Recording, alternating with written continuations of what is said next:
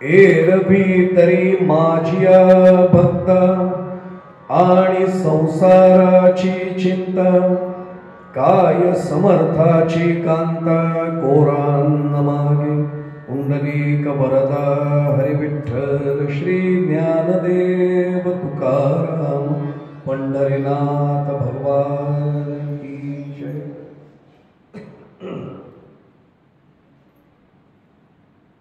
रौप्य महोत्सवी वर्ष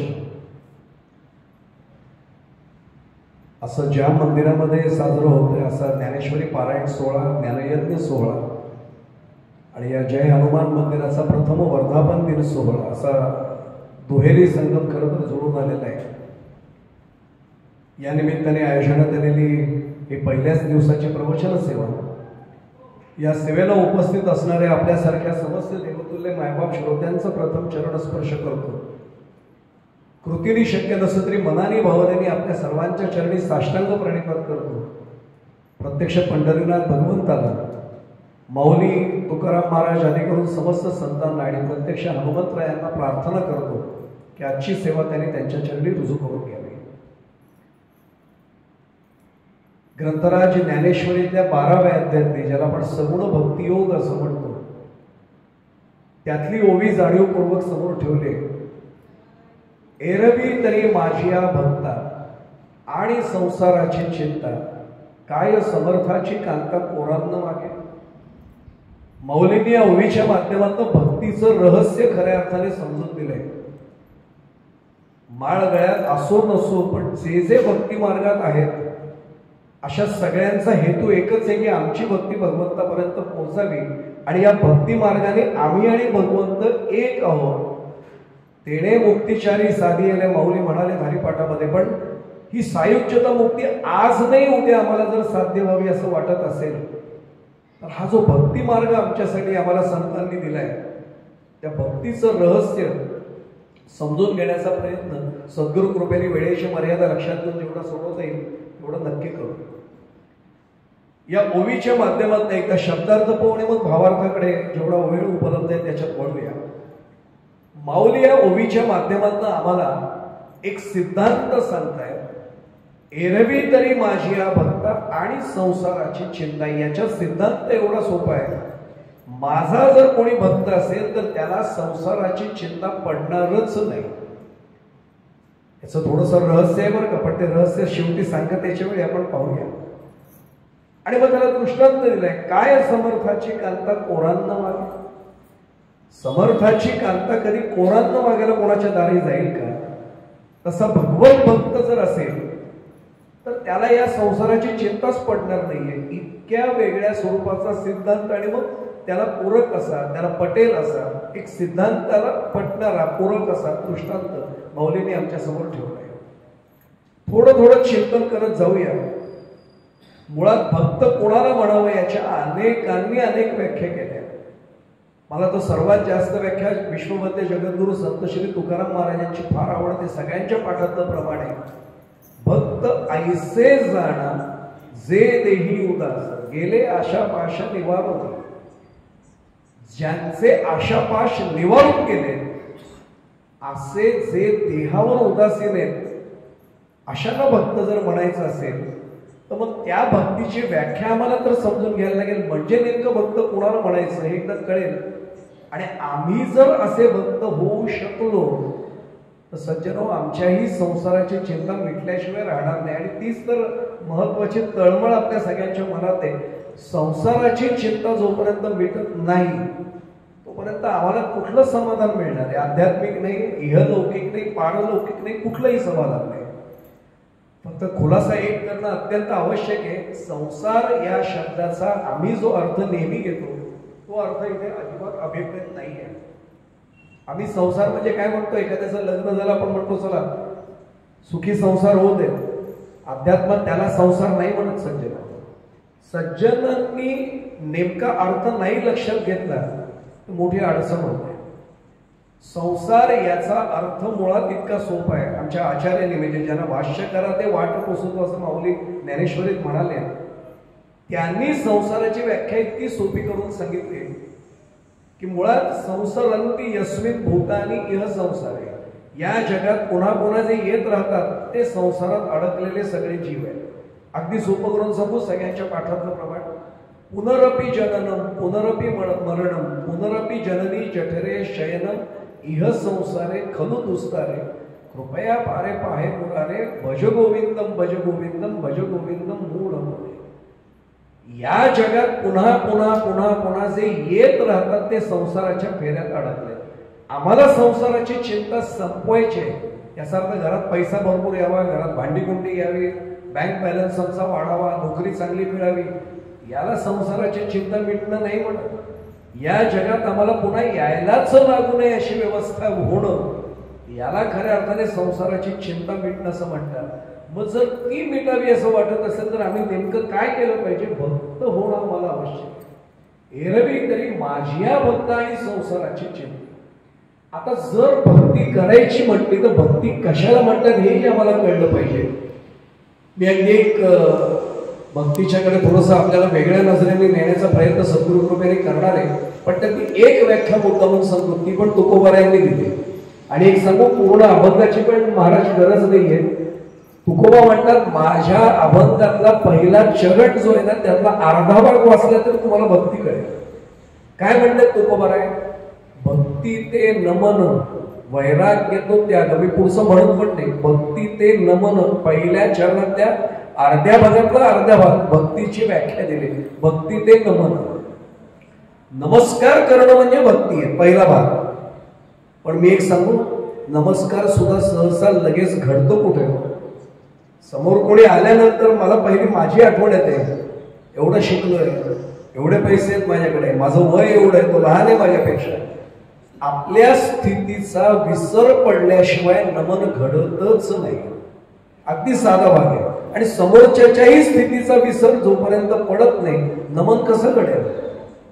जर मला माझ्या स्थितीचा विसर पडला आणि समोरच्याही स्थितीचा विसर पडला आपोआप नमन घडतं, नाही तर नमन सुद्धा लगेच घडत नाही.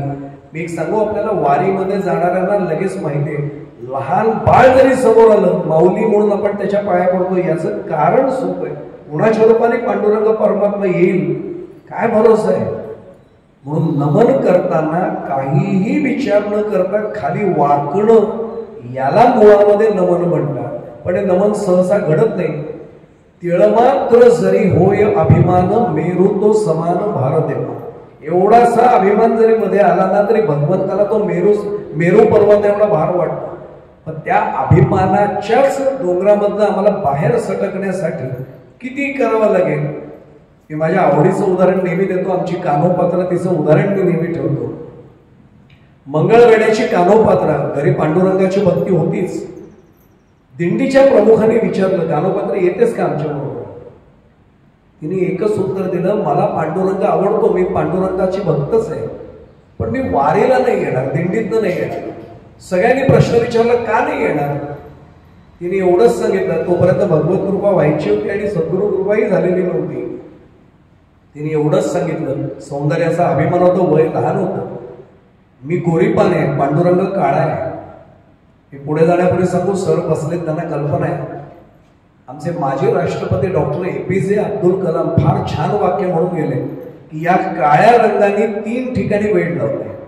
एक आमचा ब्लॅकबोर्ड, त्याच्यामुळे आपण शिकलोय, मुळात काळा फळा, त्याच्यामुळे तर आपण साक्षर होऊ शकलो. एक दुसरा आमचा द्वारकेचा राणा, द्वारकेचा कृष्ण कन्हैया काळा आहे, पण एकदा जो तिथे जातो तो प्रेमातच पडतो. आणि तिसरा आमचा पांडुरंग परमात्मा, सुंदर ते ध्यान उभे वेटेवरी करकटावरी ठेवलिया, किंवा राजस सुकुमार मदनाचा पुतळा रवी शशिकळा लोकलिया. एकदा जो तिथे जातो ना, तुकोबांनी वर्णन केले, येणे सोसे मन झाले हावभरी, परत माघारी येत नाही. एकदा तिथे गेला की तो पांडुरंगमयच झाला. पण ही गेलेली नव्हती, प्रत्यक्ष दर्शन घडलं नव्हतं. ती म्हणली, मी ऐकलंय तुम्ही सगळे पायाला मिठी मारता. मी पुढे जाण्यापूर्वी नेहमी आवर्जून एक गोष्ट सांगतो, एकमेव दैवत जगातलं असे की ज्याच्या पायाला मिठी मारून आपण दर्शन घेतो, बाकी 50 फूट लांब राहून दर्शन घ्यायला लागतो. म्हणून तर बंधनापासून उकलल्या गाठी देता आली मिठी सावकाश. ती म्हटली, मी नाही अशी पायाला मिठी देऊन नमस्कार करणार. याचं कारण असं ती म्हणली मी गोरी आहे, पांडुरंग काळा आहे. दिंडीचे प्रमुख असले, एक सांगू, पहिल्यांदा जो वारीला येतो ना तो 10 प्रश्न काढतो. एकदा आला की तो पुढचा एकच प्रश्न विचारतो, महाराज प्रस्थान कधी आता? कारण एकदा आला की तो आपला झालाच समजायचा. एकदा फक्त येणं एवढं आवश्यक आहे. मला बाबा महाराज आता नाही येत या जगात, पण बाबा महाराजांचं एक वाक्य फार आवडतं. ते म्हणायचं, अरे वारीला जायचंय नुसतं म्हणू नको, एक पाऊल टाक. एक पाऊल तुझं पडलं की मागचं उचललं जाणारच आहे ना, पण पहिलं तर टाक. मग लक्षात येतं आम्हाला की हे होऊ शकतं. दिंडीचे प्रमुख म्हणले, दुसरी अडचण काही आहे ना? म्हटली, मी इतकी मृदू शरीराची, पांडुरंग पाषाणच आहे, माझ्या शरीराला ओळखाडं उठेल. हसले ते दिंडीचे प्रमुख. ते म्हणले, एवढीच अडचण आहे ना, तू चल ना, हात जोडून नमस्कार कर. येईन म्हणे, मला पांडुरंग आवडतो, मी येईन.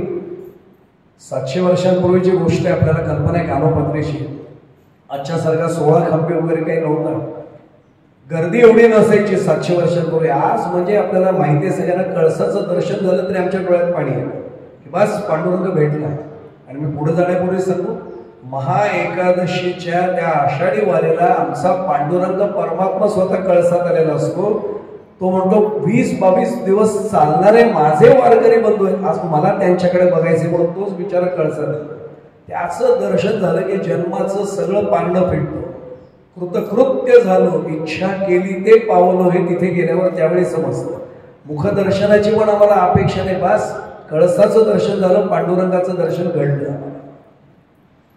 गेले तिथे सगळ्यांनी मिठी पायाला मारून दर्शन घेतलं. कानोपात्रा हात जोडून फक्त समोर उभी राहिली, पांडुरंगाच्या समोर हात जोडते, मनापासून हात जोडते. सगळ्यांचं दर्शन झालं. आणि दिंडीच्या प्रमुखाने एवढंच सांगितलं, कानोपात्रे बघितलं, आता आनंद आम्हाला किती होईल बघ, घे ना दर्शनाचं. तिने काय उत्तर दिलं, काका आपलं काय ठरलं होतं, मी पायाला मिठी नाही मारला. शेवटी चर्चा होते आणि असं ठरतं बाळासाहेब की फक्त तिने उजवी करंगळी भगवंताच्या चरणाला टेकवावी. ते म्हणते, काका टेकवीन आणि लगेच उचलीन. चालेल म्हटलं, पण ये तर खरी पुढे. निमिष मोहके माऊलीचे जे शब्द ते आता कळतात. एकदा ती गेली आणि तिने उजव्या हाताची ही करंगळी फक्त भगवंताच्या चरणाला अशा अंगठ्याला टेकवली आणि भस्कन आत गेली. आणि लक्षात असलेला अभिमानच सगळा गळून पडला. अरे मला वाटलं होतं मी मृदू आहे, माझ्यापेक्षा हा पांडुरंग परमात्मा मृदू आहे. याचं प्रमाण देऊ आपल्याला. ज्यांच्याशी प्रत्यक्ष पांडुरंग परमात्मा बोलायचा, ज्यांचा नैवेद्य भक्षण करायचा, ज्यांच्याशी खेळायचा अक्षरशः, असे कोण आहेत तर संत शिरोमणी नामदेव महाराज. त्यांच्या इतकं कोण पांडुरंगाच्या जवळ बोललं? संत शिरोमणी नामदेव महाराजांनी आपल्या अभंगातनं प्रमाण दिले. मूळ अभंगाचं चरण सांगतो, अनेकांच्या पाठात असेलही तो. काळ वेळ नसे नाम संकीर्तनी, उच्च नीच योनी हेही नसे, धरा नाम कंठी सदा सर्व काळ, मग तो गोपाळ सांभाळेल. तिसरा चरण आपल्याला इथे महत्वाचा आहे. कृपाळू कोवसा सुखाचा सागर, करील उद्धार भाविकाचे. तो कृपाळू आहेच आहे, पण तो कोवसा सुद्धा आहे. कोवसा म्हणजे मृदू आहे. आणि मग अभिमान केला आणि मग प्रमाण पुढचं लक्षात येतं. अभिमान अहंकार गेला, तुका म्हणे देव झाला. ती कानोपात्रा भगवंताच्या चरणावर लोकांकडे जाते आणि सांगते, देवा मला वाटायचं मी सुंदर आहे, माझ्यापेक्षा तू सुंदर आहेस रे. हे सौंदर्य तू मला दिलेस, तुझं तुला मी समर्पित करते. पुढे आपल्याला चरित्र माहिती आहे, बेदरच्या बादशाची वाईट नजर जेव्हा पडते, साष्टांग दंडवत पांडुरंगाला घालते आणि कानोपात्रा म्हणते, देवा तुझं सौंदर्य तुलाच समर्पित आहे. तिथेच प्राण सोडते. आज कानोपात्रेची समाधी आपल्याला पांडुरंगाच्या त्याच मंदिराच्या प्रांगणामध्ये आपल्याला दर्शनासाठी उपलब्ध आहे. अहंकार गेल्याबरोबर तो भक्त झालाच. म्हणून तर भक्त ऐसे जाणा जे देही उदास. मला आज त्या अभंगावर बोलायचं नाही, फक्त मी प्रमाण आलंय म्हणून सांगतो. जे देही उदास आम्ही पण अनेक होतो, पण केव्हा होतो महाराज? 70 आली ना की जरा शरीर बोलायला लागतं, इकडे दुखतंय तिकडे दुखतंय. पांडुरंग आता कंटाळलो रे, आता घेऊन जाईल. याला जे देही उदास नाही म्हणायचं. देह कार्यरत असताना सुद्धा देह जाओ अथवा राहो, पांडुरंगी दृढ भाव.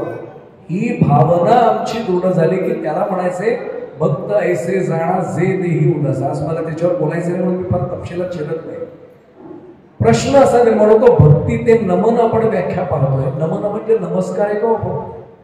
एवढा सोपा आहे का नमस्कार? आणि एवढी सोपी भक्ती आहे का?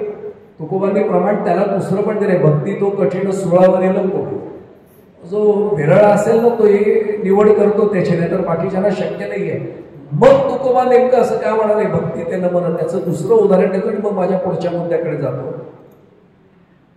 आमचा भगवान कृष्ण कन्हैया गोकुळातनं बाहेर पडला, पुन्हा गोकुळात नाही गेला. गोपगोपिका अस्वस्थ झाल्या, पण जेवढ्या गोपगोपिका अस्वस्थ झाल्या ना तेवढाच आमचा कृष्ण कन्हैया सुद्धा अस्वस्थ झाला. उद्धवजींना पाठवलं, उद्धवजी जा आणि गोपगोपिकांना सांगा सगळीकडे भगवंत ते कशाला वाईट वाटून घेते. उद्धवजी म्हणले जातो. ते काय ज्ञानयोगाचे अधिकारी होते. रथ भगवंताचा घेतला, दौडत दौडत रथ आला. गोपगोपिका सारख्या गोकुळाच्या वेशीकडे नजर लावून बसल्या होत्या, कधीतरी दर्शन होईल, कधीतरी भगवंत येईल.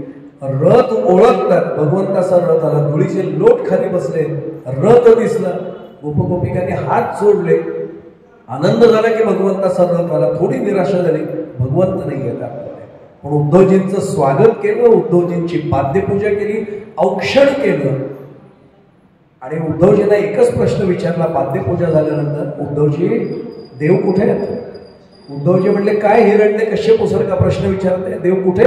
देव कुठे नाहीत विचारा, विठ्ठल जळीस कळी वरला रीता ठाव उरलाय का कुठे?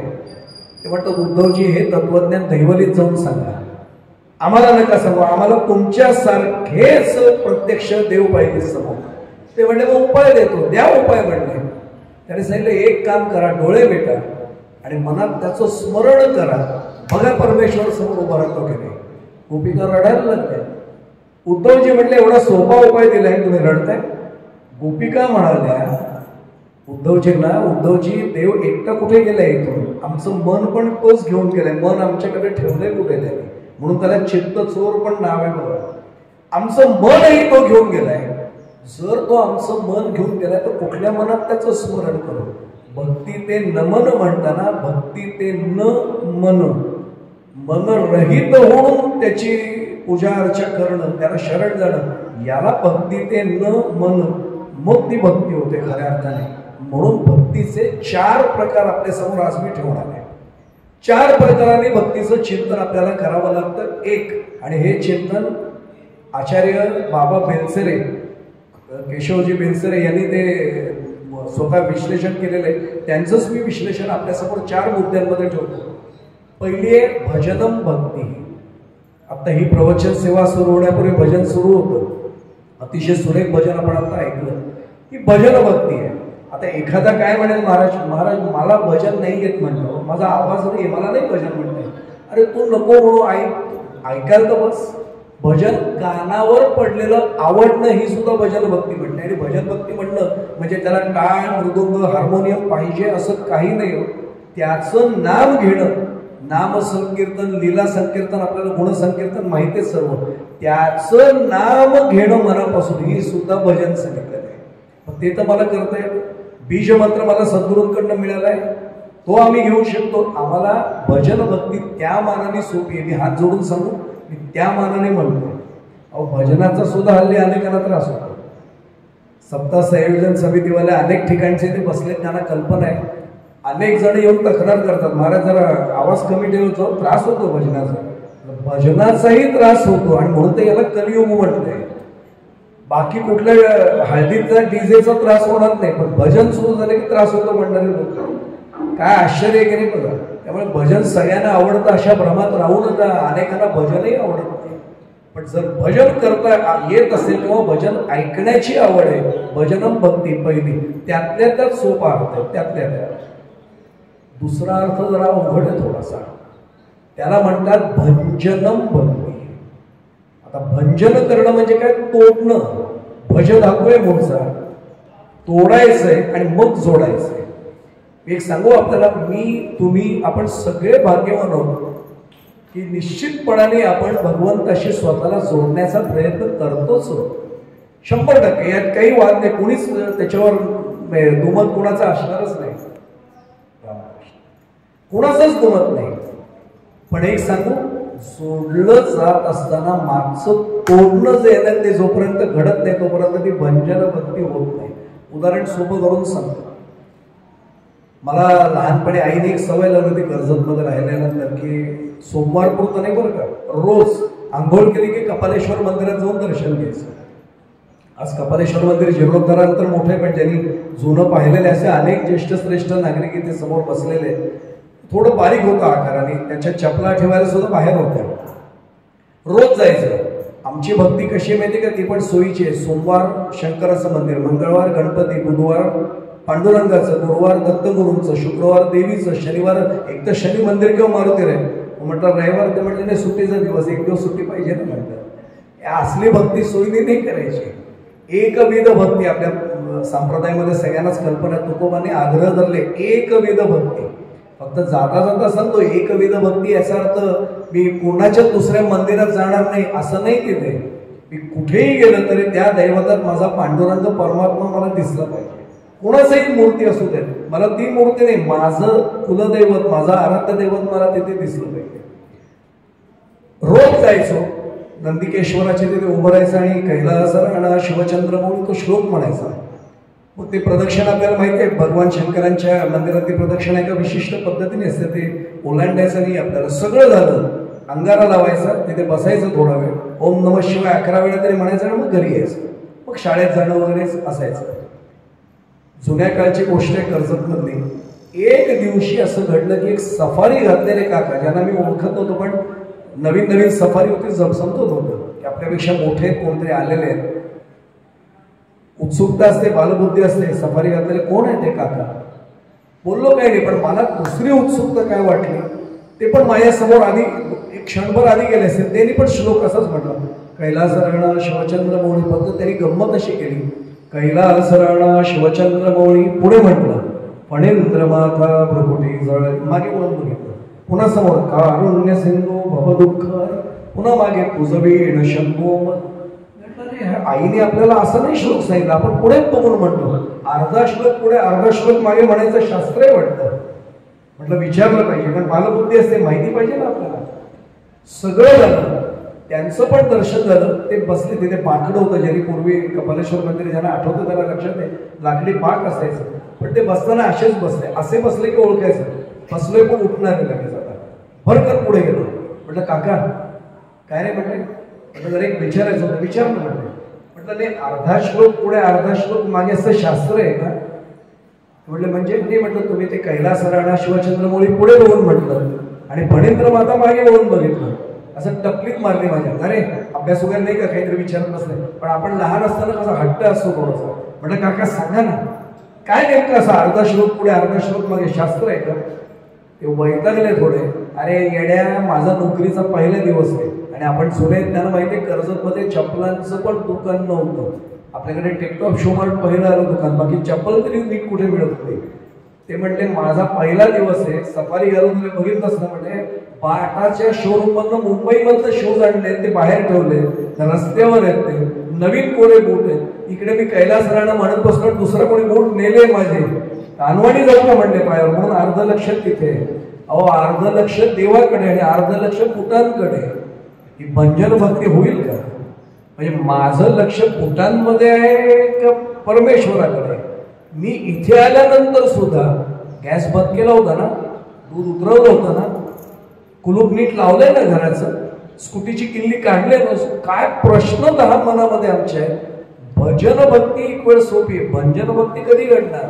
म्हणून दुसरी सांगितले भंजन भक्ती. प्रमाण देऊ आपल्याला, हेची थोर भक्ती आवडते देवा, संकल्पावी माया संसाराची.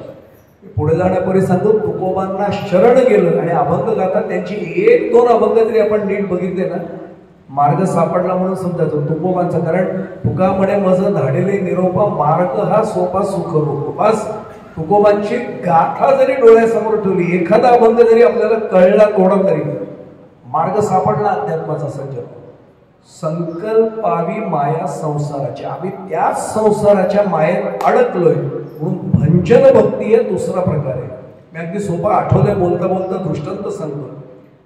संध्याकाळच्या वेळी आपल्याला माहिती आहे, आपण याच्यानंतर प्रवचनानंतर हरिपाठच होणार आहे. इथे आपल्याकडची मंडळी हरिपाठ करतात, पण ज्यांचं दुर्दैव असतं ते हरीकडे पाठ करतात. आपण समजून गेलात, आपल्याला कळलं मी काय म्हटलं ते. आता जे हरीकडे पाठ संध्याकाळी करतात त्यांची पावलं कुठे वळतात सांगायला नको.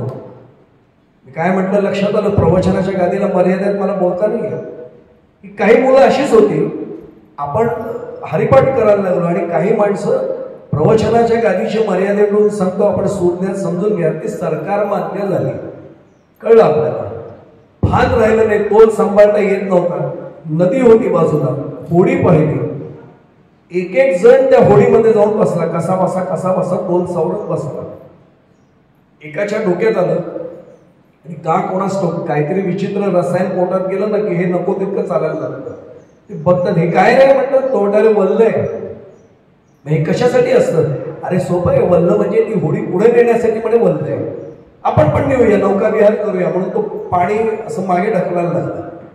आता एक सांगू, जेरू काम ते आहे, बीजा करे तो गोटा काय. ज्याचं नेहमीचं आहे ना त्याला कळतं, याचे हात लागले दुखायला, ठेवून दिलं. दुसरा म्हणतो आहे तुला जमणार नाही, मी रात्रभर वल्ल मारत बसले आणि पहाटेची वेळेला तो वारा येतो का. हे सरकार मान्य झालेले आता जनमान्य झाले. उतरायला बघितलं, एकाने सांगितलं अरे आपल्या बॅगा तिथेच राहिल्या म्हटलं नदीच्या काठावर, आपण खूप पुढे आलो. तेवढ्यात नावाडे दादा आले, हे खाली उतरा म्हटले सगळे. ते म्हटले नावाडे दादा आम्हाला जरा परत आमच्या गावी घेऊन चला ना. ते म्हटले कुठे घेऊन जा, आमच्या बॅगा किनाऱ्यावर राहिले म्हणे, आम्ही पुढे आलो. मूर्खांनो म्हटले तुम्ही कुठेच नाही पुढे आलो, उतरून बघा जिथे होतात तिथेच. ते म्हटले म्हणजे काय. ते म्हटले अरे वडलोपार्जित धंदा आहे माझा, तुमच्यासारखे अनेक नटखट मला भेटले, मूर्खात का तुम्ही, मी असं जाईल का नाव सोडून. मागे बघा, त्या नावेला दोर बांधला होता आणि एका झाडाला मोठ्या बांधून ठेवलं होतं. किती पण वल्ल मारा, मी तर माझ्याकडे बघून सांगतो नाव पुढे जाईल कशाला. आमचा दोर कसला आहे, आमच्या प्रपंचाला बांधून ठेवलाय. संकल्पावी माया संसाराची. आम्ही वल्ल कितीही मारतोय, कितीही वेळा हरिपाठ करा, किती वेळा वारी करा, किती वेळा नामस्मरण करा, पण जोपर्यंत संकल्पावी माया संसाराची होत नाही ना, हेची थोडं भक्ती आवडते तेव्हा ती घडणार कधी. त्यामुळे भजन भक्ती जेवढी आवश्यक आहे तेवढी भंजन भक्ती सुद्धा आवश्यक आहे. आता एक महत्वाचा भाग आहे. तिसरी, त्यातल्या त्यात थोडी अवघड असून, भागो भक्ती. मी त्या भगवंताचा अविभाज्य घटक आहे. ममैव अंश जीव लोके जीव भूत सनातना. मी त्याचा अंश आहे, मी त्याचा भाग आहे. ही मनामध्ये भावना बसली की मग आपल्याला कळतं की अरे त्याचाच जर मी अंश आहे. मी पुढे जाण्यापूर्वी सांगू, वारीला नियमित जाणारे अनेक जण इथे बसले, त्यांना कल्पना आहे. आमचे काही मीडियावाले लोक सांगतात रिंगण मनोहारी सोहळा, पण मनोहारी सोहळा म्हणून रिंगण नाहीये सज्जन. रिंगण एवढ्यासाठी असतं, मी तर TV9च्या कार्यक्रमात पण मी हे समजून दिलं होतं. रिंगण सोहळा कशासाठी, आम्ही त्याचे अंश होत ना. आम्ही कुठे गेल्यानंतर आमचं जीवन पूर्ण झालं, पुन्हा त्याच्यात जाऊन मिसळल्यावर आमचं रिंगण पूर्ण होतं. त्याच्यापासून आलो, पुन्हा त्याच्यात जाऊन आम्ही मिसळलो की आमचं रिंगण खरं पूर्ण होतं. वारी याचा अर्थ निवारण करणं, जीवनाचं आणि संसाराचं सगळं निवारण केलं की आम्ही जिथून आलो तिथेच आम्ही पुन्हा जाऊ शकतो. तेव्हा रिंगण खरं पूर्ण होतं. तो रिंगण सोहळा मनोहारी झाला पाहिजे, यासाठी ही भक्ती आहे. त्यामुळे भागो भक्ती, मी त्याच्यावर फार वळत नाही. चौथा अर्थ आहे भज सेवायाम स्त्रियांतिम इति भक्ती. मी त्याचा दास आहे, तो माझा स्वामी आहे. आणि योगायोग सांगू, आज बाळासाहेब इथे बसले, त्यांना कल्पना आहे. आम्ही नेहमी सांगतो की रामांची खरी भक्ती ज्यांनी कोणी केली असेल तर ज्यांच्या मंदिरात आपण बसलो ना ते मारुतीराय, हनुमंतराय, त्यांच्या की कुणी रामांची भक्ती केली हो. दास रामाचा हनुमंत नासे, आपण गाणं ऐकलेले लहानपणापासून. त्यांनी केलेली भक्ती भज सेवायाम स्त्रियांते.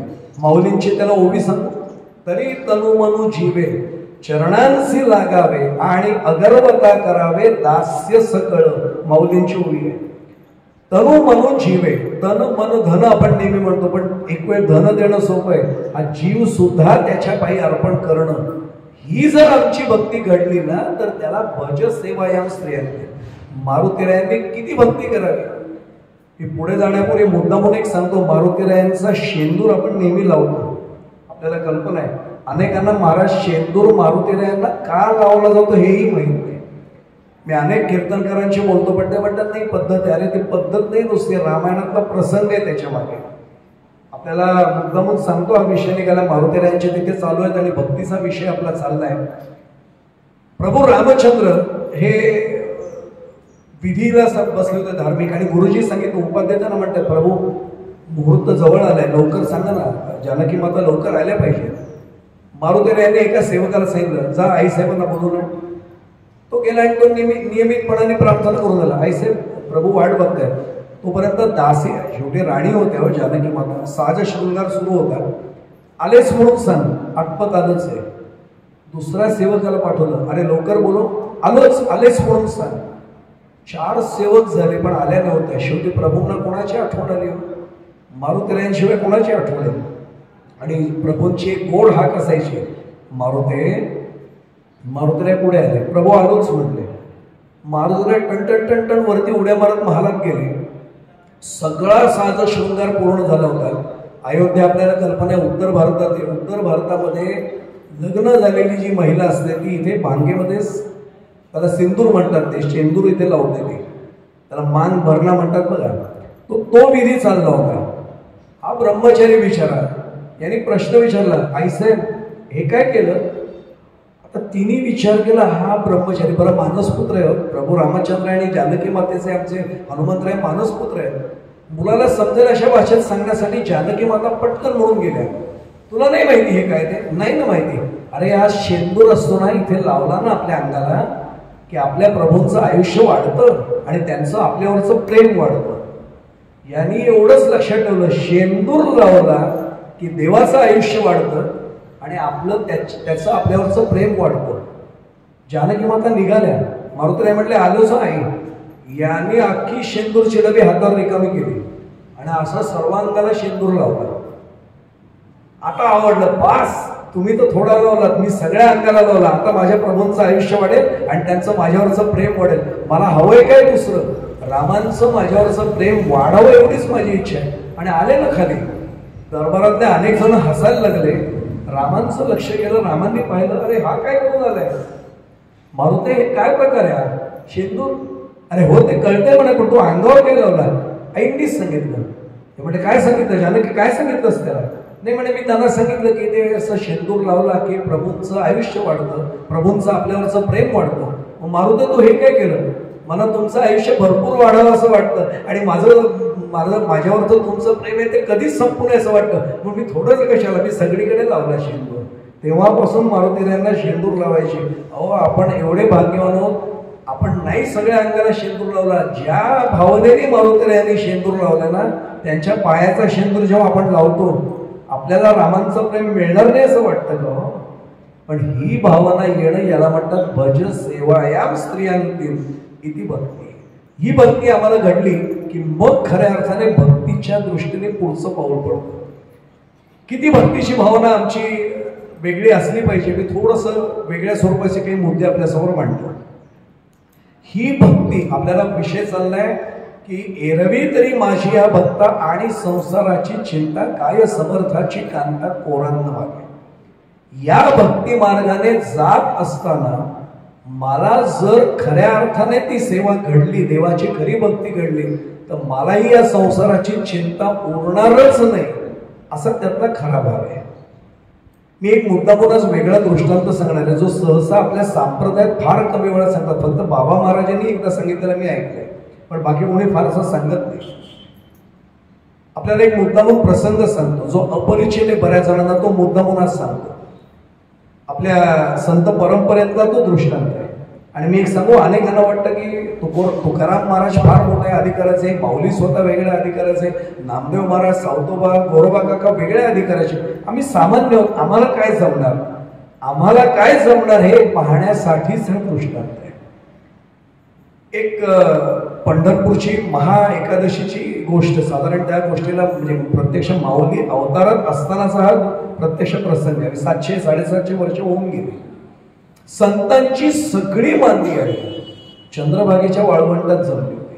का जमली होती? प्रत्यक्ष पांडुरंग परमात्मा तिथेच होता आणि आमच्या संत शिरोमणी नामदेवरायांचं कीर्तन सुरू होतं. एक सांगू आपल्याला, आमच्यासारख्यांचं कीर्तन नाही ऐकलं तरी चालतं, पण नामदेवरायांच्या कीर्तनाचं काय महत्व मी सांगायचं. मी तर महाराज नेहमी सांगत असतो मला एक जणांनी विचारलं होतं की नामदेव महाराज, तुकाराम महाराज यांचं कीर्तन आणि तुमचं कीर्तन यात काय फरक आहे का? म्हटलं खूप फरक आहे. म्हटलं त्यांना जर विचारलं तुम्ही की कीर्तन का करायचं, तर ते माऊलींच्या भाषेत उत्तर देतात, तरी कीर्तनाचे निनटनाचे नाशिले व्यवसाय प्रायश्चित्ताचे, ते नामचे नाही पापाचे ऐसे केले म्हणून कीर्तन आहे. आम्हाला विचारलं बाळासाहेब की कीर्तन का करायचं, तर आम्ही एकच उत्तर देतो, पाकिट मिळतं ना विदागीचं म्हणून कीर्तन करतो. म्हणून आमच्या कीर्तनामध्ये प्रत्यक्ष पांडुरंग परमात्मा कशासाठी येईल, कारण आमचा हेतूच प्रापंचिक आहे, त्यांचा हेतू हा पारमार्थिकच आहे. केवळ माझ्या भगवंताला आवडावं म्हणून ते कीर्तन करतात. आणि दुसरा फरक सांगू, जिथे तुकोबराय, जिथे नामदेवराय उभे राहायचे ना, तिथे श्रोते ऐकायला यायचे. आमच्यासारखा कीर्तनकार जिथे श्रोते बसलेले असतात तिथे येऊन कीर्तन करतो. फरक कळला असेल आपल्याला. आम्ही कुठेही उभं राहिलो, आमचं ऐकायला कोणी येणार नाही. आणि दुसरं महत्वाचं, अनुभवे आले अंगात ते या जगात येत असे, हे तुकोबांचं ब्रीद आहे. अनुभवाचे बोल जेव्हा येतात ना, तेव्हा त्या कीर्तनाचं महत्व वेगळं असतं. मी एवढ्यासाठी सांगतोय की कीर्तन प्रत्यक्ष नामदेव महाराजांचं सुरू होतं आणि पांडुरंगाला स्वतःचं भान राहायचं नाही. आपल्याला माहिती आहे, जनाबाईंचा अभंग आहे, देवाला कमरेच्या वस्त्राचं भान राहायचं नाही. आपल्याला कल्पना आहे. तल्लीन पांडुरंग परमात्मा ऐकत होते आणि सगळे आलेले होते, अलोट गर्दी वाळवंटामध्ये. नेमकं त्याच वाळवंटामध्ये 2 जण असे आलेले होते, एक वडील आणि एक मुलगा. ते वारकरी नव्हते, माळकरी तर चुकूनही नव्हते. मी दोन्ही शब्द मुद्दाम वापरतोय, वारकरी आणि माळकरी. अरे निदान माळकरी तर होत नाही, वारीला गेलं असतं माळ तर गळ्यात घाल. मी एक सांगू आपल्याला, आपण संप्रदायाचा आपल्याला एवढा अभिमान पाहिजे, जीवनच्या जीवन बदलून टाकलंय या माळेने, एका माळेने. आणि तुकाराम महाराजांनी प्रमाण दिलेलं, मी पुढचा चरण सांगत नाही, पण माळेवरही सोने त्याचं जीवन कसे, तुकोबांचा अभंग काढून पहा. हे कोणाचं लिहिणं आहे, हे आपल्याला तुकोबांनी शब्द वापरावा, माझ्यासारख्याने वापरू नये. मी एवढ्यासाठी सांगतोय, हे दोघे जण अजिबात पारमार्थिक नव्हते. मुलगा खूपच लहान होता, जेमतेम 8 किंवा 9 वर्षाचा मुलगा. आणि वडील अनुभवी होते, 27, 28, 30, 32 वर्षाचे असतील असं गृहीत धरा. आणि त्याला घेऊन आले होते. कशाला? दर्शनाला नव्हते आले, कीर्तन ऐकायला नव्हते आले, पांडुरंगाचं दर्शन त्या मुलाला घडवावं म्हणून नव्हते आले. त्यांचा जो वडिलोपार्जित व्यवसाय होता तो पुढे शिकवण्यासाठी त्याला आणतो. काय व्यवसाय होता? या गर्दीत सावज हिंडायचं, सावज हेरायचं. श्रीमंत कोण आहे, खिशात कोणाच्या जरा जास्त दिसतंय. सुदैवाने आपण संप्रदायातली मंडळी असा पोशाख वापरतो की आत काय ते लगेच दिसतं. कोणाकडे बऱ्यापैकी आहे त्याला हेरायचं आणि लुटायचं, हे शिकवण्यासाठी त्याला आणलं. कोणाकडे काय असतं, चेहरा भर कसं लुटायचं त्याला समजलं नाही पाहिजे. हा मुलगा वेगळंच नशीब घेऊन आला होता. एक सांगू, पंढरपूरला जाणं सहजासहजी घडत नाही मुळात. आणि जर घडलं ना, आपल्याला कल्पना आहे, संत सांगून थकले, पंढरीसी जारे आल्यानं संसार दिनांचा सोय. पण आम्हाला भाग्य असेल तरच पंढरपूरकडे पावलं वळतात, नाही तर नाही वळत. आणि एक सांगू, मनाने भावनेने जर त्यांची कृपा असेल ना, तर एकदा पाऊल वळलं की ते पुन्हा पुन्हा वळतच. हे पुन्हा पुन्हा लक्षात घ्या. हा मुलगा काय भाग्य घेऊन आला तर माहित नाही, वडील घेऊन आले त्याला. आणि वडील त्याला सांगतात, हे बघ इथे सगळे लोक गर्दीमध्ये बसलेत, हजारो लोक बसलेत, आपण आपलं गिराईक शोधायचं त्यात श्रीमंत कोणी बघ. आणि मग त्याला हळूच काय करायचं, तो एकटा कुठे, अंधारात कुठे, त्याला लुटायचं कसं तुला सांगतो, सगळं सांगतो. याचं लक्षच नव्हतं. हा पहिल्यांदा पंढरपूरला आलाय, वय 8 किंवा 9 वर्ष. तो बघतोय लोक आपले विठ्ठल विठ्ठल विठ्ठल टाळ्या वाजवतो, तो हे आनंद आहे, काय तालबद्ध वाटतं एकदम वातावरण. आणि समोर बघतो तर नामदेव महाराज तल्लीनून नाचायचे. मी एक सांगू, आमच्यासारखा कीर्तनकार आणि नामदेव महाराज यांची चुकूनही तुलना करू नका, चुकूनही. नामदेव महाराजच होते. म्हणजे मी स्पष्ट सांगू आपल्याला, सरांना कल्पना आहे मी फार स्पष्ट बोलणारा कीर्तनकार आहे. आमच्यासारख्याने मनात पण तुलना करू नये, मनात पण. नामदेव महाराज देहभान हरपायचे, पांडुरंग परमात्मा कसा त्याला भान राहील स्वतःच. एवढ्या तल्लीनतेने हा कोण माणूस नाचतोय, कोण नाही, सगळ्यांना कीर्तन, त्याला कीर्तन शब्दही माहीत नव्हता. वडिलांचा हात अलगद सोडला आणि हा मुलगा पुढे पुढे पुढे पुढे गेला. मी एक सांगू आपल्याला, अशा गर्दीतनं जो पुढे जाऊ शकतो तोच पुढे पांडुरंगापर्यंत जाऊ शकतो. पुढे पुढे गेला. वडील शोधतात, अरे मुलगा आतापर्यंत हातात हात होता, गेला कुठे? हा त्या गर्दीतनं वाट काढत पुढे जातोय. मी ज्ञानेश्वरीला हात लावून सांगतो, संतांचं हे घडलेलं चरित्र आहे प्रत्यक्ष. पुढे पुढे पुढे पुढे जातोय. बरं, एवढा छोटा मुलगा, एक सांगू, इतर ठिकाणी गर्दीत जाऊन बघा, सभा असेल ना कुठे, पुढे लहान मुलगा तरी गपना बस ना तिथे, आम्ही आधी मूर्ख कोण बसलोय का आधी.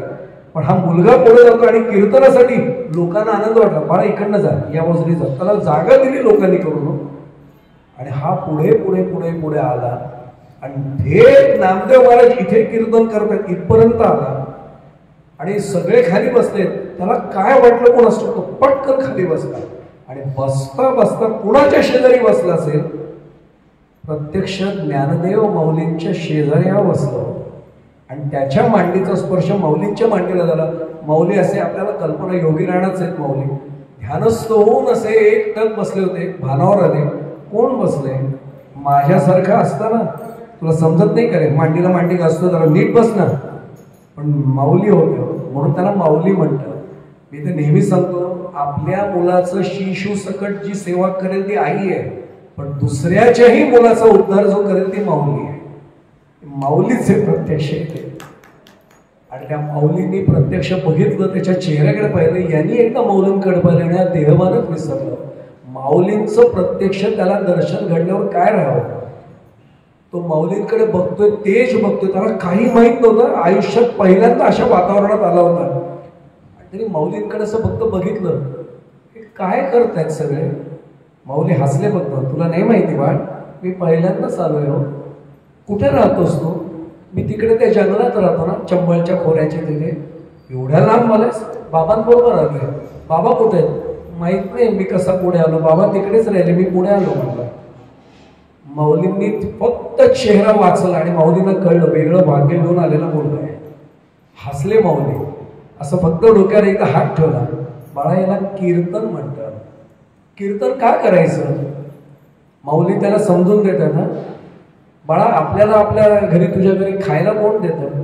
तो म्हटलं बाबा कमावतात, आई तयार करते. म्हणजे तू कोणामुळे जगतोस? तो म्हटलं आई बाबांमुळे. मग अख्ख्या जगाला जे खाऊ घालतात आणि जे सांभाळतात ना, ते माय बाप दोन्ही एकच असलेले आमचे पांडुरंग परमात्मा आहे. म्हणून विठ्ठल तो बाप माझा, आपण उगाच नाही म्हणत होतो, माय बाप दोन्ही आमचा तोच आहे. त्यांनी सांगितलं त्याच्या विषयीची कृतज्ञता व्यक्त करण्यासाठी हे कीर्तन आहे. पण मग हे लोक मागे उभे राहिलेले भांडी का वाजवतात? त्याला काय टाळ वगैरे माहिती? बाळाला भांडी नाही म्हणत, ते पितळेचं आहे ना, त्याला टाळ म्हणतात. मग हे का वाजवायचं? अरे त्या टाळ्यातनं ना काही लहरी निघतात, स्पंदनं निघतात, भगवंताप्रती आपली एकाग्रता होते, नाम घेताना आनंद मिळतो. त्यांनी विचारलं एवढंच, हा आनंद मला मिळेल का? नाही मिळणार म्हटले, सहज मिळेल. मनात म्हटले तुला म्हणूनच पांडुरंगाने इथे पाठवले, काळजी नको करू, तुलाही आनंद मिळेल. आणि तरी पुढचा नेमका प्रश्न विचारला, तुमच्या गळ्यात काय आहे? माऊली हसले आणि बघितलं तुळशीची माळ होती माऊलींच्या गळ्यात. ते म्हटले अरे तुळशीची माळ आहे, कशाला घालायची? अरे त्यातनी दिलेला देह आहे, या देहावर एकदा तुळशीची माळ आली ना की हा देह आपला नाही राहत, तो त्याचा त्याला समर्पित आपण करायचा, म्हणून तुळशीची माळ आहे. मला मिळेल ही? माऊली म्हटले हीच घालतो. खरं सगळं पुढे जाण्यापुढे मला भरून येतं, काय भाग्य घेऊन आला असेल मुलगा. माऊलींनी आपल्या गळ्यातली माळ त्याच्या गळ्यात घालावी, माऊलींनी तुळशीची माळ काढली आणि त्याच्या गळ्यात घातली. आणि एवढंच म्हटले बाळा, खूप जबाबदारीने माळ सांभाळायची, ही माळ सांभाळलीस की तो तुला सांभाळेल, एवढं लक्षात ठेव. माऊलींनी सगळं त्याला सांगितलं. आता हे कीर्तन ऐक आणि मला भेट, तुला माळेचा उपयोग सांगतो. हाही कीर्तनात तल्लीन झाला. हा विठ्ठल विठ्ठल म्हणताना आमचे वारकरी बंधू जसे नाचायचे, हा उभारून नाचायला लागला. माऊली कौतुकाने बघतायत, सगळा आनंद त्याला मिळाला. माऊलींच्या पाया पडला आणि माऊलींनी त्याला उपदेश केला की आता प्रत्येक एकादशीला येत जा पंढरपूरला. तो म्हटला अहो माझे बाबा आत्ताच मला मारतील, ही माळ बघितलं तरी बाबांना आवडणार नाही म्हटले. ते असं भक्ती वगैरे काही करायची नाही म्हणतात, आम्ही लुटारू, आम्ही चोर. माऊली हसले. ते म्हटले अरे खरा चोर आमचं तिथे बसले, त्यांनी तुला चोरला, आता तुला सोडणार नाही म्हटले. तू काय चोरणार आहे? आमचं तुला चोरला म्हणले त्यांनी आधी. बोलले नाहीत माऊली काही. माऊली म्हणले मग माळ लपव, उपरणं घालत जा. असं माळ लपव, बाबांना दाखवू नकोस पण माळ काढू नकोस. नाही काढणार तर नाहीच म्हटलं. मग निदान एकादशीला, हा अशा प्रत्येक एकादशीला बाबा घेऊन येतात मला, त्या एकादशीला मेन एका एकादशीला तरी या. जेव्हा जेव्हा तू घरी असशील एकादशी घरी पाळ, खाऊ नको काही. मग बाबा म्हणतात की उपास वगैरे करायचं नाही. चोराच्या घरी कसले उपास? काहीतरी कारण सांग, पोटात दुखते, उलटी होते, भूक नाहीये, पण एकादशी करत जा. एकादशीला खायचं नाही म्हणले काही. मी पुढे जाण्यापूर्वी सांगू, मी पण एकादशी करतो पण मी साबुदाण्याची खिचडी खाऊन, फळं खाऊन, दूध पिऊन करतो. माऊलींनी सांगितल्यापासून या मुलांनी पूर्ण निर्जली एकादशी सुरू केली. पाण्याचा थेंब नाही, काय उपवास असेल. आणि माऊलींचाच गुरुमंत्र मिळाल्यावर काय. आणि माऊलीने हळूच कानात त्याला सांगितलं राम कृष्ण हरी. बस तेवढं मनात म्हणत जा. हा एवढा आनंद झाला ना. वडिलांना नंतर काढलं गर्दी गेल्यानंतर, कीर्तन संपलं. वडील एवढं ओरडले, गेला होतास कुठे? तुम्ही म्हटलं होतात ना ती माणसं बघायला. जर मी माणसं बघायला गेलो होतो म्हटलं. सापडली का? खूप माणसं सापडली. तुम्ही सोनं बघता, मला सोन्यासारखी माणसं सापडली. काय उत्तर एक त्याची असतील विचार करा. हा आला आणि प्रत्येक एकादशीला वडिलांच्या लक्षात हा काहीतरी स्वतः गुणगुणतोय, काहीतरी करतोय. वडील म्हटल्यावर लेका मी आज कमावते म्हणून घर चालते, शिक लवकर कसं लुटायचं शिक. ही कुऱ्हाड घे, भाला घे, असं इथे बसायचं. ह्याचं लक्षच व्यवसायात नव्हतं.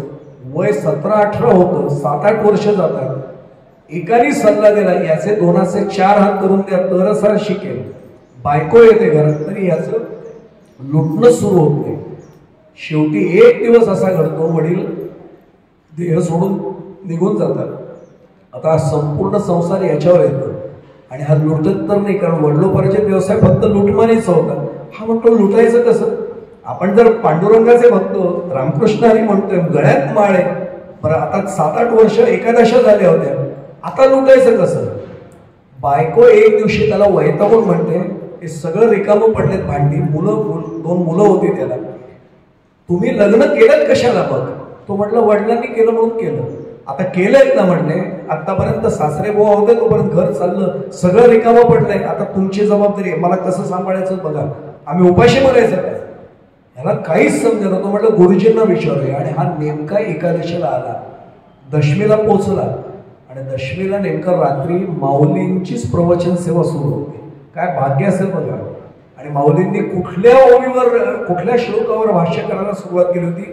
परित्राणाय साधूनाम विनाशाय च दुष्कृताम धर्म संस्थापनार्थाय संभवामी युगे युगे.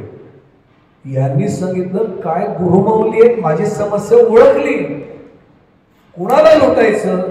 लुटायचं कोणाला? सगळे भगवत स्वरूप आहेत. पण माऊलींनी मला गुरु उपदेश केला, परित्राणाय साधूनाम, जे साधू आहेत त्यांचं रक्षण करायचं. आणि विनाशाय च दुष्कृताम, जे दुर्जन आहेत त्यांचं निर्मूलन करायचं. पण लुटायचं कोणाला? दुर्जनांना लुटायचं. घरी येता येता विचार करत बसला, अरे पण गुरुजींना विचारायला पाहिजे सज्जन आणि दुर्जन ओळखायचे कसे? आणि यांनी निष्कर्ष काय काढला? पंढरपूरला जे जातात ते सज्जन, जे पंढरपूरला जात नाहीत, पांडुरंगाला मानत नाहीत ते दुर्जन. बस याच्यापुढे आपलं ठरलं. म्हणतात जे पंढरपूरला जातात, जे पांडुरंगाची भक्ती करतात ते सज्जन, त्यांना अजिबात तुटायचं नाही, त्यांचं दर्शन घ्यायचं. जे पंढरपूरला जात नाहीत, जे पांडुरंगाची भक्ती करत नाही त्यांना लुटायचं. काम झालं म्हणलं आपलं. आणि सुरुवात झाली. 4 दिवस बरे झाले लागले. आता कोणतरी एखादं भेटायचा, कुणी गेलं की हा मचाणावर, त्या जंगलात जंगल असायचं, जंगलात बसायचा. कुणी श्रीमंत येताना दिसला की या झाडावर उडी मारायचा खाली, ए थांब. बरं वडलोपार्जित शरीर मिळालेलंच होतं, घाबरायचे त्याला. हातात भाला असायचा. पंढरपूरला जातो का? हो म्हटलं की त्याच्या पायाच पडायचा. माऊली, कारण ऐकलं होतं 7-8 वर्ष वारी झाली होती. त्याला नमस्कार करायचा, घरी आणायचं, त्याचं दूध पाणी वगैरे करायचं, पाया पडून सांगायचं येत जा. जर कोणी म्हटलं नाही जात पंढरपूरला, नाही जात, काय असेल ते काढ. घर चालायला लागलं. एक दिवशी असा मचाणावर बसला होता आणि नेमकं त्याला ओळखीचा आवाज आला. संतांची मांदी आली. आपल्याला माहिती आहे भारत भ्रमणाला सगळे संत गेले होते, नेमके तिथनं जात होते. यांनी वर्ण पाहिलं, अरे माझी गुरुमाऊली आहे प्रत्यक्ष. उडी मारली, पण इतकी लाज वाटली की शस्त्र अशी वरती ठेवून दिली झाडावर. त्यांना सांगितलं नव्हतं मी असा आता लुटायला बसलोय. हात रिकामे केले सगळे, काही नाही ना असं बघितलं आणि खाली आला. गुरुमाऊलींच्या समोर आला. ज्ञानेश्वर महाराजांना तिथेच लोटांगण घातलं, त्या मातीवरच. मी पुढचं वाक्य सांगू. नमन करताना अंगाला माती लागेल याचा जो विचार करत नाही ना, त्याच्या आयुष्याचं सोनं होतं. आणि नमस्कार करताना कपड्याला माती लागेल म्हणून जर मी विचार केला ना, तर सोन्यासारख्या आयुष्याची माती होते. मी काय म्हटलं लक्षात आलं आपल्या सर्वांना. यांनी साष्टांग दंडवत घातलं. गुरुजी म्हणाले, अरे तू इथे कसं काय? त्याचं नाव आता सांगतो. त्याचं नाव होतं हरिपाल. हरिपाल नाव का दिलं गेलं माहितीये त्याला? हरीनी त्याचं पालन पोषण केलं. पुढे येईल त्याला. हरिपाल तू इथे कसं काय जंगलात?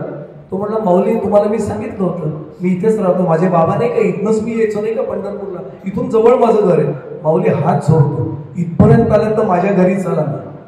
माऊली मनात म्हणाले, पांडुरंगाने हीच योजना घडवली. त्यांना सगळं माहिती होतं. पण ते म्हणले, हरिपाल मी एकटा नाही आहे. नामदेव महाराज होते, गोरोबा काका होते, आपल्याला माहिती आहे, सावतोबा सगळे त्यावेळेची संत मंडळी होती. निवृत्ती दादा प्रत्यक्ष होते, सोपान काका होते. हे सगळी एवढी संतांची मातेडी. अरे एवढे जण तुझ्या घरी घेऊन कसं येऊ आम्ही? माऊली माझ्या आता मुखातनं बाहेर पडले, या म्हणजे या म्हणते, आता चालायचं. माऊली हसतात आणि सगळ्या संतांना विनंती करतात, जाऊया, माझाच शिष्य, जाऊया आपण.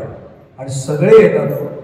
बायको वैतागलेली असते, कारण बऱ्याच दिवसात कोणी गिराईक मिळालेलं नसेल, घर रिकामं पडलेलं असतं. अंगणामध्ये यांना बसवतो आणि आतमध्ये जाऊन आनंदाने सांगतो, ऐकलंस का, माझे गुरुजी आले, त्यांच्यासाठी भोजन करा, काहीतरी व्यवस्था करा. बायको जोरात सांगते, घरात इथे सगळे भांडी रिकामी पडले आणि या सगळ्या धटिंगांना घेऊन हळू बोल म्हणले, काय त्यांना ऐकू जावं म्हणूनच मोठ्याने बोलते म्हणले, असे त्यांना काही लाज तर निघून जाते. याच्या डोळ्यात पाणी येतो. थांब म्हणे, काहीतरी व्यवस्था करतो. माऊली सगळं ऐकत असतात, काही बोलत नाही. माऊली थोडा मला वेळ देता, मी जरा बंदोबस्त करतो म्हणले. हसतात माऊली. माऊली म्हणतात, आम्ही तोपर्यंत स्नान करून येतो, कर तुझी व्यवस्था काय करायची. हा पुन्हा झाडावर येतो आणि झाडावर जाऊन बसतो. आणि आता हा पांडुरंगाची करुणा बघतो, कारण आता शरण पांडुरंगाला गेलेलाच होता माळ गळ्यात घातल्यापासून.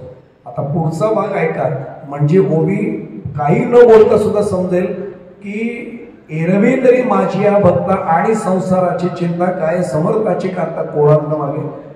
पांडुरंगाला सांगतो, देवा आजपर्यंत गुरुजींनी मला मंत्र दिल्यापासून, माळ गळ्यात आल्यापासून तुझ्याकडे काही मी मागितलं नाही, काही नाही मागितलं. मी फक्त गुरुजींचा उपदेश पाळते. परित्राणाय साधूना विनाशायाचे दुष्कृता. मी सगळ्यांना लुटत नाहीये. जे तुझे भक्त नाही त्यांनाच फक्त मी लुटतोय, बाकीच्यांना लुटत नाही, बाकीच्यांची पूजा करतोय म्हणजे मी. पण आज मला देवा असं गिऱ्हाईक दे. त्यांनी 2-3 अटी टाकल्या देवाला. काय देवाची पंचायत असते बघा. देवाला सांगितलं, देवा मी फक्त 3 गोष्टी मागतो. सर्वाधिक श्रीमंत कोण असेल त्याला तयार रस्त्यावरून पाठवा, की ज्याच्यापेक्षा कोणीच श्रीमंत नको, सर्वात श्रीमंत जगातला आत्ता इथून पाठवा. पण दुसरी अट आहे देवा, तो पंढरपूरला जाणारा येणारा म्हणजे वारी करणारा नसावा. आणि तिसरी अट, तो तुझा भक्त नसावा, कारण मी लुटू नाही शकणार. 3 अटी सांगितल्या. जगातला सर्वात श्रीमंत इथे येऊ द्या. दुसरं, तो पंढरपूरचा वारकरी नसावा. आणि तिसरं, तो पांडुरंगाचा भक्त नसावा. आता देव हसतात. माऊलींचा देवाचा संवाद झालेला तिथनं तेवढ्या वेळात. देव हसतात. ते म्हणतात, सर्वात श्रीमंत याला हवाय. आता पांडुरंगापेक्षा कोण श्रीमंत या जगात असेल? सुखरूप ऐसे कोण तुझे सांगा, माझ्या पांडुरंगा सारी खेळते. कोण दुसरं श्रीमंत? याची पहिली अट काय होती? सर्वात श्रीमंत. देव म्हटला, माझ्याशिवाय कोण श्रीमंत? चल आता मला जायला पाहिजे.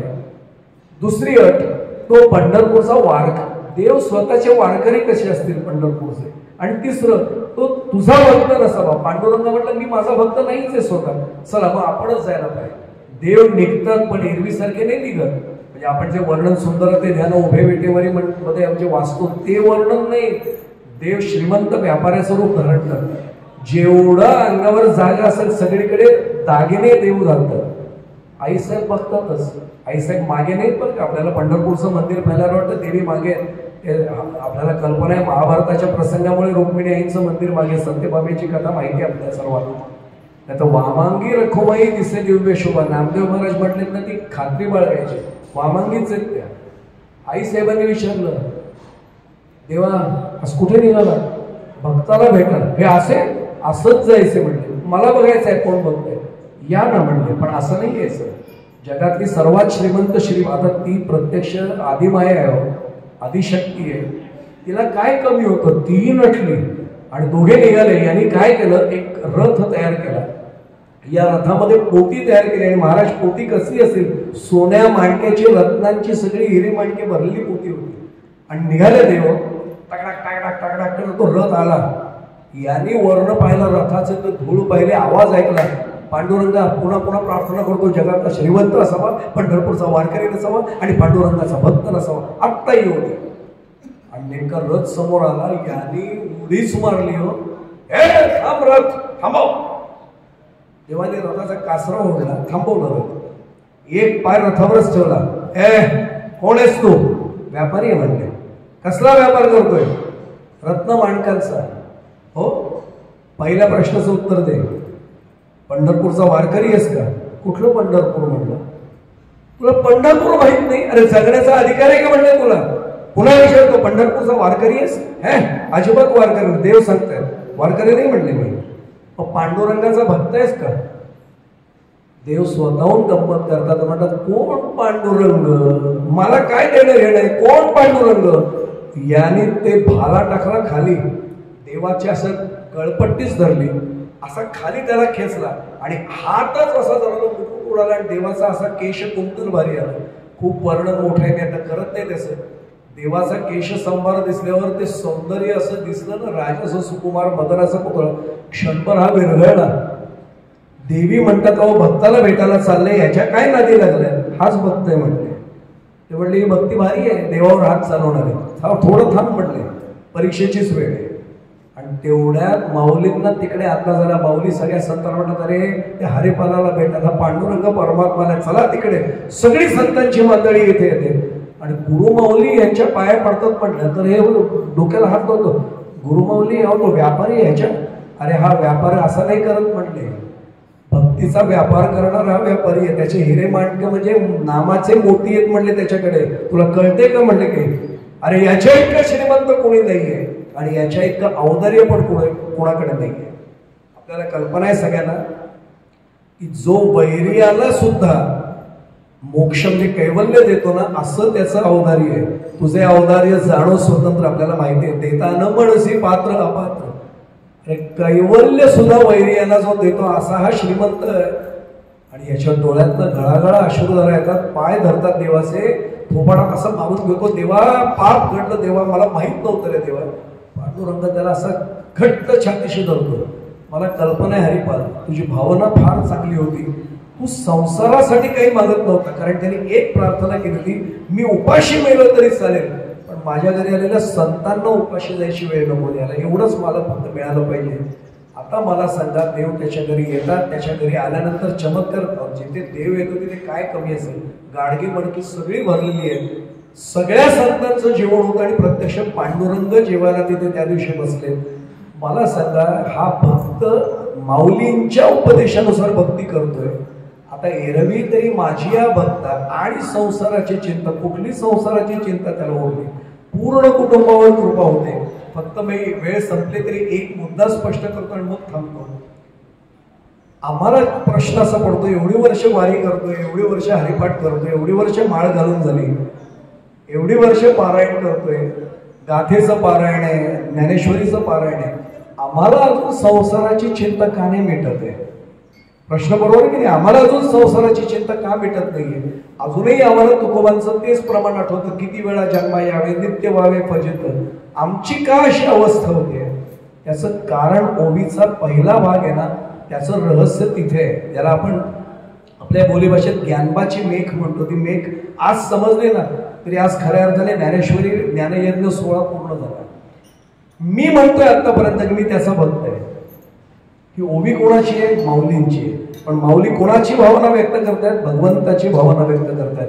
भगवंत अर्जुनाला म्हणतात की अरे एरवी तरी माझी या भक्ता आणि संसाराची चिंता, काय समर्थाची कांता कोरांना मागे. आतापर्यंत मी म्हणतोय मी त्याचा भक्त आहे, अजून तो कुठे म्हणतोय हा माझा भक्त आहे? मी काय म्हटलं आपल्या लक्षात आलं असेल. आतापर्यंत मी म्हणतोय मी पांडुरंगाचा भक्त आहे, मी हनुमंतरायांचा भक्त आहे, अजून त्याने कुठे म्हटलंय हा माझा भक्त आहे? जेव्हा तो म्हणेल ना, रुक्मिणी माझा भक्त आला बघ, नामदेव पायरीशी बघ आला तो, हे ज्या दिवशी पांडुरंगाला वाटेल की हा माझा भक्त आहे, म्हणजे त्याला अपेक्षित भक्ती जेव्हा माझ्याकडून घडेल, तो जेव्हा मला म्हणेल की हा माझा भक्त आहे, माझी संसाराची चिंताच मिटली. ते त्यांनी म्हणावं असं रहस्य भक्तीचं आम्हाला समजून घेता यावं, प्रार्थनाच त्यांच्या चरणाशी आपला प्रतिनिधी म्हणून ठेवतो की आम्हाला एक दिवस तरी असा घडू दे की कधीतरी याची देही याची डोळा श्वास शेवटचा थांबण्याच्या आत माझ्या आराध्य देवतेने सांगितलं पाहिजे हा माझा भक्त आहे, या पात्रतेला मी पोहोचावं अशीच प्रार्थना आपण त्यांच्या चरणी करूया. आणि म्हणून हनुमंतरायांना सांगूया की तुम्ही प्रत्यक्ष दास्यभक्तीचा आदर्श आमच्या समोर ठेवलाय, तुमच्या इतके नाही आम्हाला जमणार, पण तुम्ही कृपादृष्टी अशी ठेवा की आमच्या आराध्य देवताला कधीतरी वाटेल की होय हा माझा भक्त आहे. त्याला एकदा वाटलं की आमची पण संसाराची चिंता मिटेल, आमची संसाराची चिंता मिटली की या जगात मिळवण्यासारखं काही शिल्लक राहत नाही. ती मिटली संसाराची चिंता की आमचं काम झालं, ती मिटावी यासाठी याच पारायण सोहळ्याच्या निमित्ताने यंदा रौप्य महोत्सवी वर्ष आहे. आणि असं म्हणतात की रौप्य महोत्सवी वर्ष महत्वाचं असल्यामुळे पांडुरंगाकडे प्रसाद मागावा. मागणी पर अभंग शेवटच्या जागर कीर्तनाला आहे, पण मी आज पहिल्याच दिवशी परमेश्वराच्या चरणी आपल्या सर्वांचा प्रतिनिधी म्हणून एकच मागणी ठेवतो, तेव्हा काही देऊ नको, दाराशी गाडी नको, आम्हाला बंगला नको, काही देऊ नकोस, उपाशी राहिलं तरी चालेल, पण अशी भक्ती आमच्याकडनं करून घे की जगात हा माझा भक्त आहे हे तू माझ्याकडे बघून कधीतरी म्हण. एवढीच आमची पात्रता वाढवून दे. एवढं त्यांनी केलं ना की आमचं काम पूर्ण झालं, आमची खरी इति कर्तव्यता झाली. मगाशी जे म्हटलं कृतकृत्य झालो, इच्छा केली ते पावलो, हे आमच्याही बाबतीत घडेल. हे घडावं एवढी प्रार्थना आपल्या सर्वांचा प्रतिनिधी म्हणून ठेवतो. संयोजन समितीला मी धन्यवाद हा शब्द नाही वापरणार, पण कृतज्ञतापूर्वक नमस्कार करतो, कारण आपल्यामुळे या सगळ्या महान भगवत भक्तांचं दर्शन मला या निमित्ताने घडलं. आपल्या सर्वांच्या चरणी पुन्हा एकदा नतमस्तक होतो. कृतीने शक्य नसतं तरी मनाने भावनेने आपल्या सर्वांच्या चरणी करतो. एकच प्रार्थना, कृपावंत व्हा आणि आशीर्वादाचे दुनियात माझ्या मस्तकावर कायम ठेवा, ही प्रार्थना आपल्या सर्वांच्या चरणी ठेवतो. झालेली सेवा मारुतीरायांच्या, पांडुरंगाच्या आणि माझ्या सद्गुरूंच्या चरणी समर्पित करतो. इथेच वाणीला पूर्णविराम देतोय. कृष्णाय वासुदेवाय हरये परमात्मने प्रणतः क्लेशनाशाय गोविंदाय नमो नमः. विठ्ठल विठ्ठल विठ्ठल विठ्ठल विठ्ठल पुंडलिक वरदा हरि विठ्ठल. श्री ज्ञानदेव तुकाराम पंढरीनाथ भगवान की जय. माऊली ज्ञानेश्वर महाराज की जय. जगद्गुरु तुकाराम महाराज की जय. महारुद्र हनुमान की जय. मंगलमूर्ती मोरया. रामकृष्ण रामकृष्ण. तत्सत ब्रह्मार्पणमस्तु. श्रीराम श्री